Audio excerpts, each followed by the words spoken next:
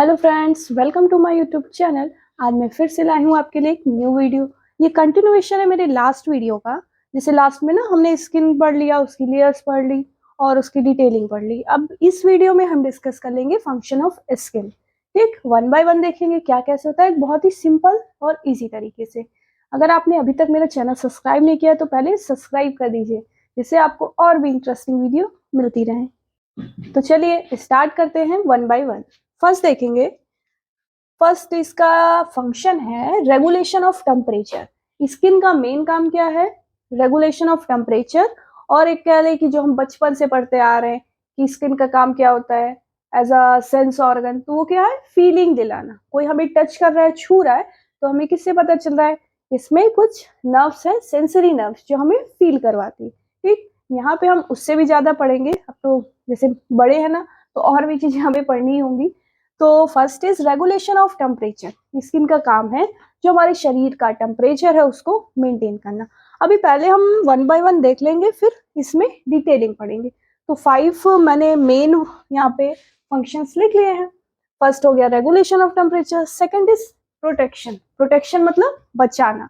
हमारे शरीर में कोई भी, देखिए, कुछ भी हो रहा है तो सबसे पहले हमारा शरीर ही उससे कांटेक्ट में आएगा।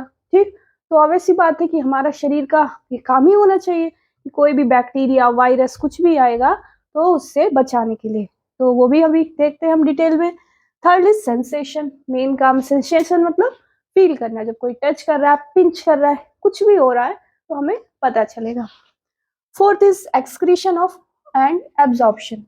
बॉडी से कुछ चीजें स्किन से एक्सक्रीट होती है। एक्सक्रीट होना मतलब बाहर निकलना, और कुछ चीजें जो इन्वायरमेंट से हमारे स्किन से ही एब्जॉर्ब होगी। एब्जॉर्ब मतलब हमारे शरीर के अंदर जाएगी।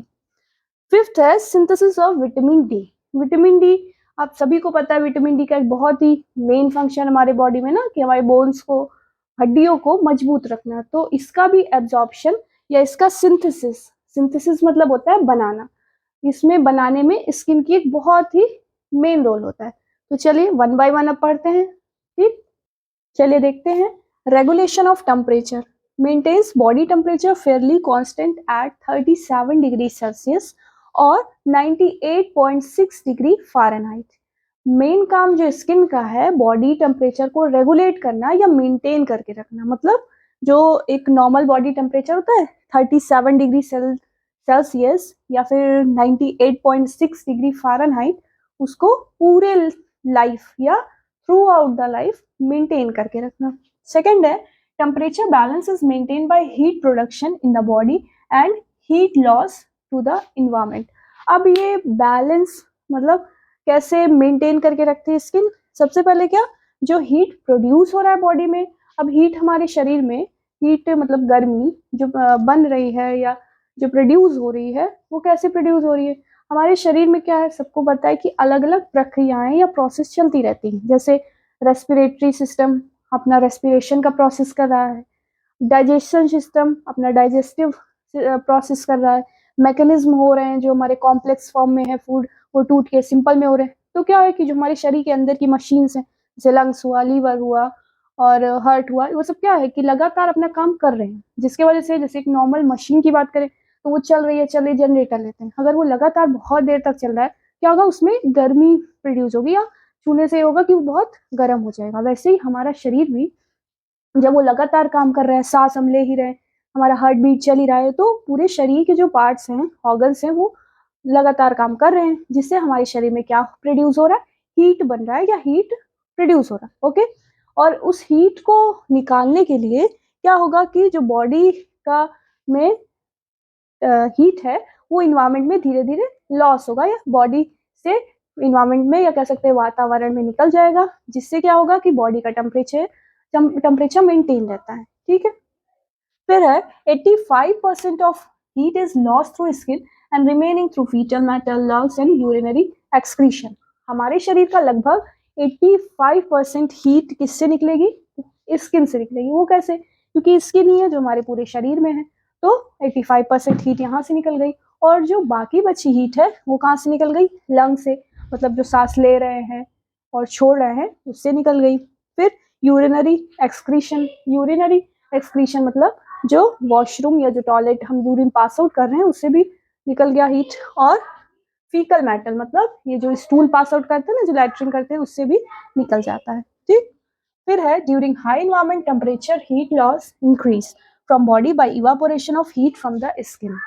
जब बहुत ज्यादा इन्वायरमेंट में टेम्परेचर बढ़ा रहता है, मतलब जब गर्मी बहुत ज्यादा बढ़ जाती है, तो जो हमारे बॉडी का टेम्परेचर है या जो हीट है वो भी बहुत ज्यादा निकलता है, या बॉडी का टेम्परेचर मेंटेन करना पड़ेगा, जिसके वजह से शरीर से जो गर्मी है, जो हीट है, वो बहुत ज्यादा निकल रही है। और वो निकलेगी किस फॉर्म में? Evaporation of sweat.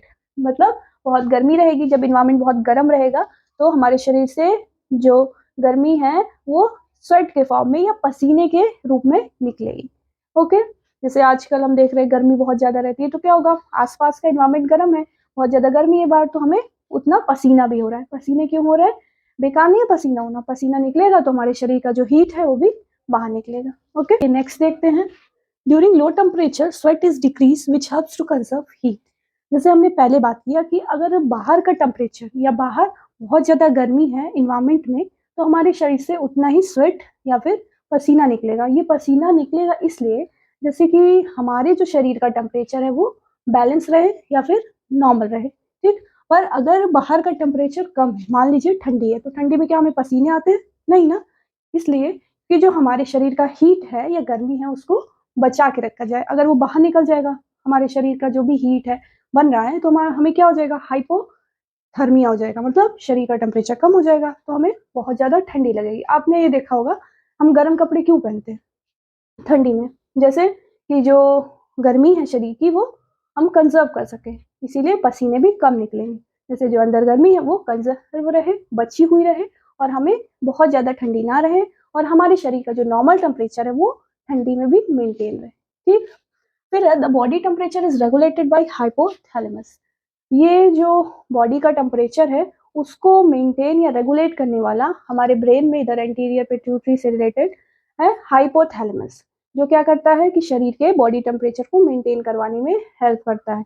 Signal provide करेगा कि हमें कब क्या स्वेट प्रोड्यूस होना है कि नहीं होना। ठीक, तो इसीलिए हम इसको temperature regulatory system, sorry, centre भी कहते हैं। ये क्वेश्चंस बहुत पूछे जाते हैं कॉम्पिटिटिव एग्जाम में कि बॉडी का टेम्परेचर रेगुलेशन या रेगुलेटरी ये किसको कहा जाएगा? हाइपोथैलेमस को कहा जाएगा। सेकेंड पॉइंट है प्रोटेक्शन।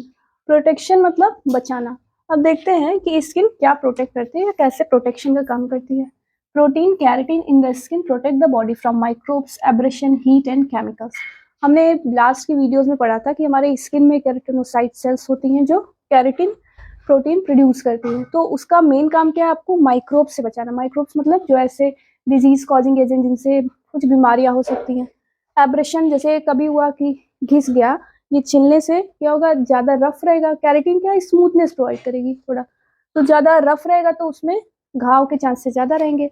अगर वो कैरेटिन स्किन में होती है तो एब्रेशन कम होगा। हीट, अगर आप हीट के कांटेक्ट में आ रहे हैं तो वो भी ज्यादा इफेक्ट नहीं करेगी। केमिकल हुआ, कोई भी केमिकल बर्न हुआ, उससे भी प्रिवेंट कर सकती है। फिर है मेलानिन पिगमेंट। मेलानिन भी हमने पढ़ा था कि मेलानोसाइट्स प्रोड्यूस करती है मेलानिन। तो मेलानिन का तो पहला काम ये होता है कि आपके स्किन को कलर देना, और दूसरा क्या है? Skin give protection from UV rays. ये इस यूवी रेज को एब्जॉर्ब करेगी और उससे आपको प्रोटेक्ट करेगी। ओके, फिर है macrophages in dermis and Langerhans cell in epidermis cause increase immune response. Macrophages action मतलब कुछ ऐसी बैक्टीरिया या वायरस जिससे कोई बीमारी हो सकती है, उनको वो इंगल्फ करना। इंगल्फ मतलब उनको खा के अंदर डिस्ट्रॉय कर देना। वो काम आपकी डर्मिस लेयर में होता है और एपिडर्मिस के लैंगरहैंस सेल्स करती हैं। जिससे क्या होगा कि जो इम्यून रिस्पॉन्स है, ये एक तरीके से इम्यून रिस्पॉन्स है। जैसे हमारा ये इम्यून सिस्टम होता है ना कि हमें किसी बीमारी से या किसी फॉरेन चीज से बचाता है, वैसे ही यहाँ पे भी माइक्रोफेज जो एक्शन है वो भी एक इम्यून रिस्पॉन्स की तरह होता है। ठीक, तो ये हो गया प्रोटेक्शन में। पहले कैरेटीन होता है, दूसरा मेलेनिन हमें प्रोटेक्ट कर रहा है, फिर माइक्रोफेजेस एक्शन आपका कर रही है डर्मिस और लैंगरहैंस सेल जो एपिडर्मिस में प्रेजेंट है। थर्ड देखेंगे हम सेंसेशन। सेंसेशन मतलब होता है फीलिंग। मतलब कोई भी हमें टच कर रहा है या कुछ भी एक्स्ट्रा चीज हमारे कांटेक्ट में आ रही है तो उसको फील कौन करवाएगा? आपकी स्किन। देखते हैं, nerve ending in the dermis give sensation to touch, pressure, temperature and pain. हमने पहले ही पढ़ा था कि डर्मिस लेयर में आपकी कुछ नर्व एंडिंग्स होती हैं जो आपको सेंसेशन का, टच का, या फिर प्रेशर, कोई दबाव डाल रहा है, कोई भी टेम्परेचर, ठंडा गर्म टेम्परेचर में कैसे पता चल रहा है? आपके स्किन के हेल्प से। ओके, और कोई पेन हुआ वो भी सेंसेशन वाली फीलिंग आपकी स्किन दे आएगी तो आपको फील होगी। नेक्स्ट है एक्सक्रीशन एंड एब्जॉर्प्शन। एक्सक्रीशन मतलब कोई भी चीज़ बॉडी से बाहर निकालना, जैसे स्टूल, यूरिन आप लोग एक्सक्रीट करते हैं ना, और एब्जॉर्ब करना मतलब अंदर एब्जॉर्ब करना। About 400 ml of water and waste product as ammonia, urea, uric acid, creatinine and some electrolytes are excreted by skin. लगभग 400 ml वाटर हमारे शरीर से निकल जाता है और ये एक इनसेंसिबल लॉस होता है। इनसेंसिबल मतलब हमें पता नहीं चलता, जैसे पसीना निकल गया, थोड़ा ह्यूमिडिटी हुई तो वो चीज़ होता रहता है। और कुछ वेस्ट प्रोडक्ट जैसे अमोनिया हुआ, यूरिया, यूरिक एसिड, क्रिएटिनिन और कुछ इलेक्ट्रोलाइट्स भी निकल जाए, जैसे पसीना निकल रहा है तो पसीने का देखा होगा कभी, मुंह में गया तो थोड़ा सॉल्टी नमकीन जैसे लगता है, क्यों? क्योंकि उसमें कुछ सॉल्ट और ये सब चीज़ें रहती हैं। तो लगभग वाटर आपका 400 ml स्किन से निकल जाता है, ठीक है। और ये कुछ आपको पता चलता है, कुछ आपको नहीं पता चलता। फिर है fat soluble vitamin, certain drugs, some toxic material can be absorb by skin. Fat soluble vitamin जैसे विटामिन बी एंड सी जो होती है वो, और कुछ ड्रग्स और कुछ टॉक्सिक मटेरियल शरीर में एब्जॉर्ब होते हैं, ठीक। चलिए देखते हैं लास्ट पॉइंट। लास्ट पॉइंट है synthesis of vitamin D. Skin क्या करती है, हमारे स्किन पे आपका होता है 7D हाइड्रो कोलेस्ट्रॉल, जो स्किन के सरफेस पे प्रेजेंट होता है, उसको विटामिन डी में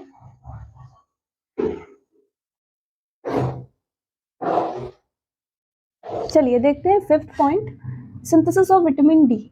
7D हाइड्रो कोलेस्ट्रॉल, जिसको हम कोलेस्ट्रॉल भी कहते हैं, जो हमारे स्किन के सरफेस पे प्रेजेंट होती है, वो उसका काम क्या है कि सनलाइट जब हमारे शरीर के कांटेक्ट में आएगी फिर वो उसको विटामिन डी में कन्वर्ट करेगा।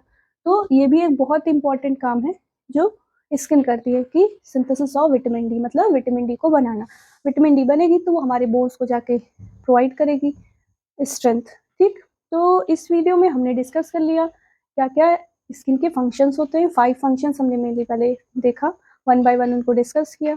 आई होप आपको ये वीडियो अच्छी लगी हो। अगर आपने अभी तक वीडियो लाइक नहीं किया तो प्लीज़ लाइक करें और दूसरों को शेयर करें, हो सकता है उनके लिए कुछ इफेक्टिव हो जाए। So thank you and subscribe my channel.